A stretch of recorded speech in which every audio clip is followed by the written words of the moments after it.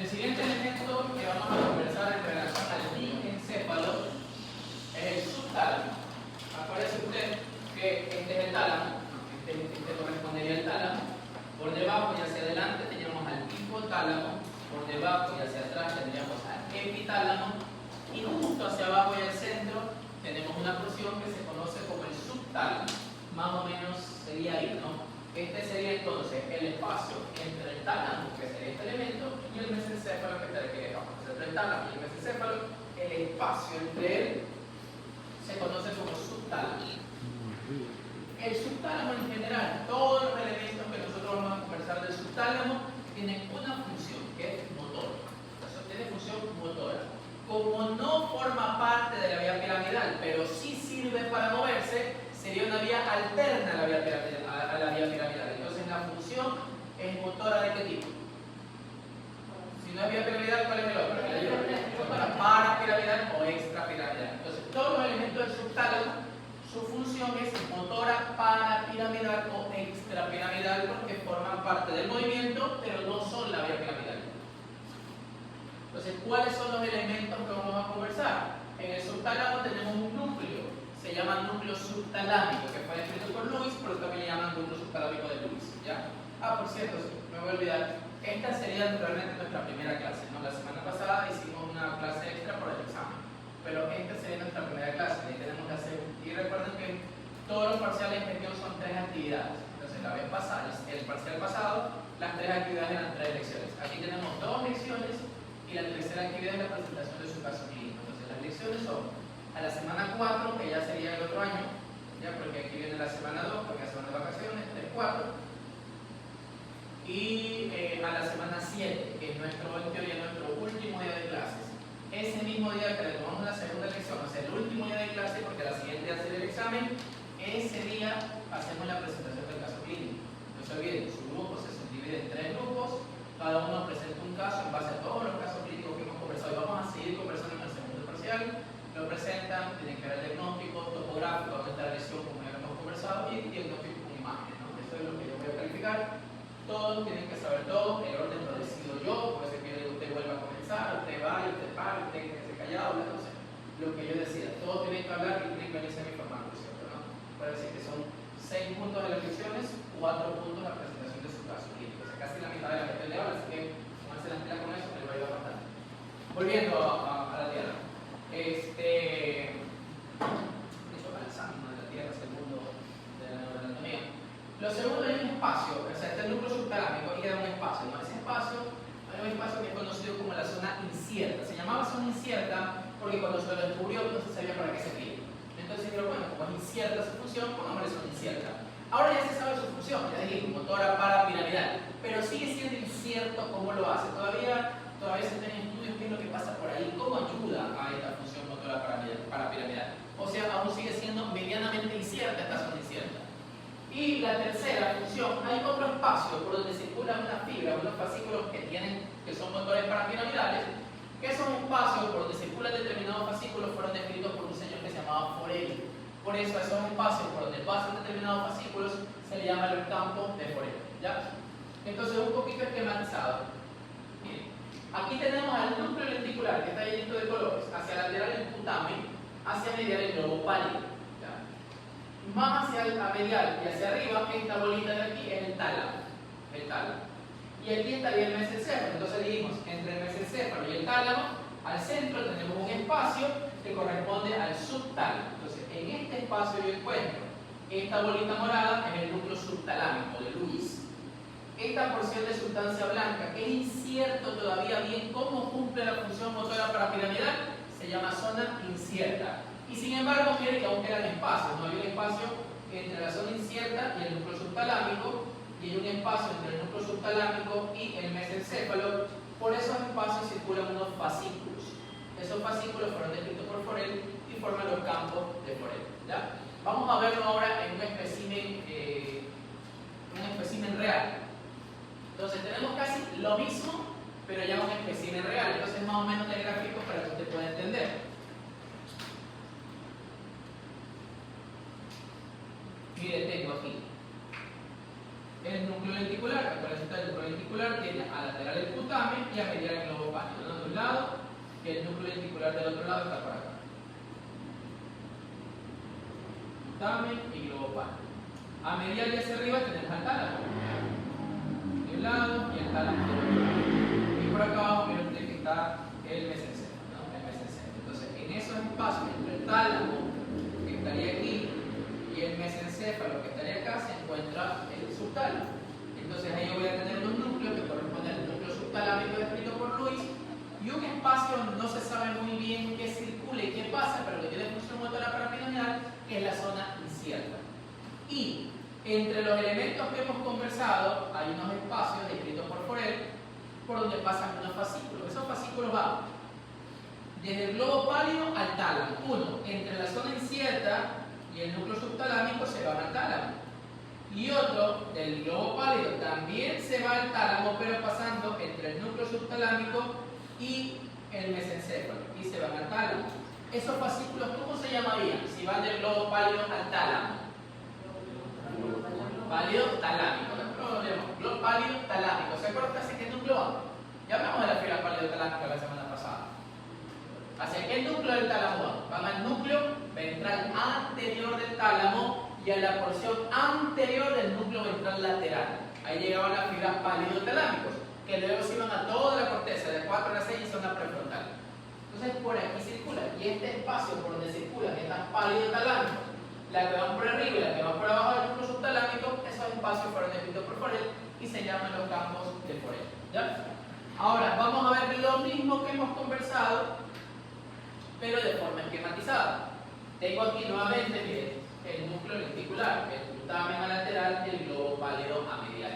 Tengo aquí al tálamo, tengo aquí al núcleo subtalámico y aquí a la zona incierta.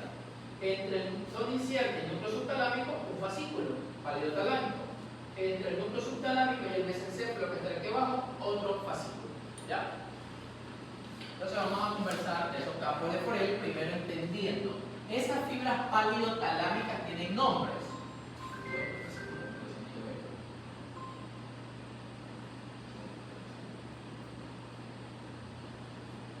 Esas fibras pálido-talámicas tienen nombre. Entonces, por ejemplo, miren, la fibra pálido-talámica que va desde el globo pálido al tálamo, pero pasando entre la zona incierta y el núcleo subtalámico, este de aquí, se va a conocer, mire usted, como fascículo lenticular. Así se llama, fascículo lenticular. Esa fibra que pasa por ahí. La fibra que pasa, la fibra pálido-talámica, que circula desde el globo pálido hacia el tálamo, pero entre el núcleo subtalámico y el mesencéfalo, esta fibra de aquí se conoce como el asa lenticular. Mire usted que se lo voy a encerrar. Ahora, esta asa lenticular, aquí mire, cuando pasa por este elemento que es el núcleo rojo, o sea, cuando pasa cercano al mesencéfalo, esta asa lenticular de aquí cambia de nombre. El asa lenticular, cuando pasa en relación, pasa cerca del núcleo rojo, cambia de nombre y ahora se va a llamar fascículo prerubral. Fascículo prerubral. Ahora, tanto el fascículo lenticular que pasa por arriba, como el asa que luego se transformó en fascículo prerubral, ambos fascículos cuando llegan al tálamo, llegan como un solo fascículo, llegan juntos, formando un solo fascículo. Y a ese fascículo junto, tanto de fascículo lenticular como asa que luego se transforma en prerubral, es a lo que se conoce como fascículo talámico. ¿Ya? Entonces yo tengo un fascículo pálido-talámico que va entre el núcleo subtalámico y la zona incierta. ¿Cómo se llama? Fascículo lenticular. Y cuando llega al tálamo se une con el otro y va a formar el fascículo talámico. Ahora, este de aquí en cambio, ¿cómo se va a llamar el pálido talámico que pasa entre el núcleo subtalámico y el mesencéfalo? Se va a llamar asa lenticular. Esta asa lenticular, cuando pasa por el núcleo rojo, cambia de nombre y ahora se llama fascículo prerubral. Y cuando llega al tálamo, se une con el del otro lado y forman el fascículo talámico. ¿ya? Fascículo talámico.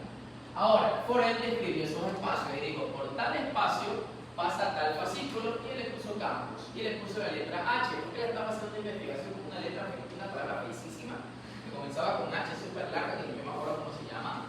¿Ya? Entonces él, como me imagino que se dio cuenta que en algún momento iba a ser un dolor de cabeza su campo, y peor aún, más dolor de cabeza si me nombraba toda la palabra con H, él lo resumió en la letra H. Entonces él le puso campo H, H1 y H2. El H también lo llaman H3. Nosotros vamos a quedar solamente con H, porque H3 no es algo que está muy claro. Entonces, ¿a qué le llamó el campo H? A la zona donde pasa el fascículo prerural. O sea, este espacio de aquí, ¿ya? Donde el asa lenticular se transforma, el asa lenticular se transforma en fascículo prerural por la relación que tiene con el núcleo rojo, ¿ya? El H1 le llamó al espacio donde se encuentra el fascículo talámico. O sea, este espacio de aquí donde, según el fascículo lenticular y el asa que luego se hizo fascículo prerural se une con el fascículo talámico. Y el H2 le puso al fascículo lenticular, que es este espacio donde pasa este fascículo lenticular. Así le llamó él. Ya que son los famosos campos de Forel. Una pregunta o inquietud o algo. Sí. Eso es el subtálamo.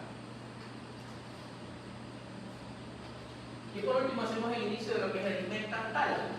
El metatálamo, algunos dicen que es un elemento, es una estructura que forma parte del tálamo, o sea, son núcleos del tálamo. Otros dicen que no son núcleos del tálamo, son otro elemento, pero sin importar, sea del tálamo o no sea del tálamo, es diencéfalo y eso nadie lo puede cambiar. El tálamo y encéfalo, si es que forman parte de él, y si no forman parte de él, igual son diencéfalos, o sea, siempre van a ser diencéfalos. Entonces, el metatálamo está formado por dos núcleos, que si usted se da cuenta, miren que este gráfico incluso están pegaditos al tálamo. Un núcleo que está amedial y otro núcleo que está lateral. Esos núcleos se llaman cuerpos geniculados. Son los cuerpos geniculados. Son la palabra cuerpos, usted sí la sabe, geniculado. Que ya lo hemos conversado en algún momento. Cuerpo geniculado. Tengo cuerpo geniculado medial, el que está a medial, y lateral, el que está a lateral. ¿Ya? Incluso si yo veo en este mesencéfalo, en este tronco visto por detrás, miren los folículos superiores, los folículos inferiores, acá está el tálamo, el cuerpo geniculado medial con rojo, el lateral con verde. Entonces, acuérdense usted, el cuerpo geniculado medial, ¿qué función tenía? Auditiva. Entonces ya podemos seguir armando en la vía auditiva. Iniciaba con un estímulo sonoro, entraba el sonido, se movían los huesos y el estímulo sonoro se transformaba en mecánico. Luego me estimulaba el sistema nervioso y ya se hacía ahora sí neurológico, ¿no? Entonces, esa fibra del órgano, que es el receptor del órgano de Corti, pasaba por el ganglio auditivo, el ganglio coclear, y llegaba hacia el tronco. ¿Qué núcleos? Los núcleos cocleares. Y ahí los núcleos cocleares emitían su eferencia y formaban las estrías acústicas, que son anteriores, posteriores y mediales. Esas tres, junto con qué elemento, con el cuerpo trapezoide y con el núcleo de la oliva protuberancial, ¿ya? Un núcleo de la oliva protuberancial superior, los cinco se unían y formaban ¿qué cosa? El disco lateral. El disco lateral, ¿a dónde iba? El disco lateral, digamos que es el disco lateral, ¿dónde iba? ¿Qué colículo? Al colículo inferior llegaba el disco. Y de ahí este colículo inferior, por medio del brazo conjuntival inferior, ¿a dónde se iba? Al cuerpo geniculado medial. ¿Ya? Entonces la aferencia del cuerpo geniculado medial son las fibras del brazo conjuntival inferior. Y de ahí este cuerpo geniculado medial emite un fascículo que se va al lóbulo temporal, específicamente al área 41 y 42 descrito por Brodmann. Y como va desde el cuerpo geniculado hacia el lóbulo temporal, forma un fascículo, o sea, la eferencia sería el fascículo genículo temporal. Y ahí recibe un te escucha, o sea, en este momento toda esa vía que hemos conversado la estamos utilizando. Ya cuando veamos cerebro, la siguiente clase, vamos ahora sí a conocer el área 41-42 y les voy a decir, ahora usted sí puede escuchar. Ya la siguiente clase conocemos el área. Y ahí sí ya terminamos la vía auditiva. ¿Alguna pregunta? Ahora,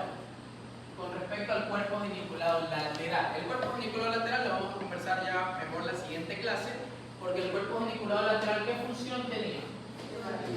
Tenía que ver con la visión y también tiene que ver con el reflejo fotomotor, porque acuérdese usted que gracias al cuerpo geniculado lateral, la fibra se va o al lóbulo occipital para que usted pueda ver, o por medio del brazo conjuntival superior se va al folículo superior para que haya una respuesta y exista el reflejo fotomotor. O sea, el cuerpo geniculado lateral tiene doble función, de visión y forma parte del reflejo fotomotor. Entonces, gracias al cuerpo geniculado lateral, ya en la siguiente clase nosotros vamos a ver cómo se forma la vía óptica. Eso es lo que corresponde, que el cuerpo geniculado, la vía óptica y bla bla bla. ¿Alguna duda?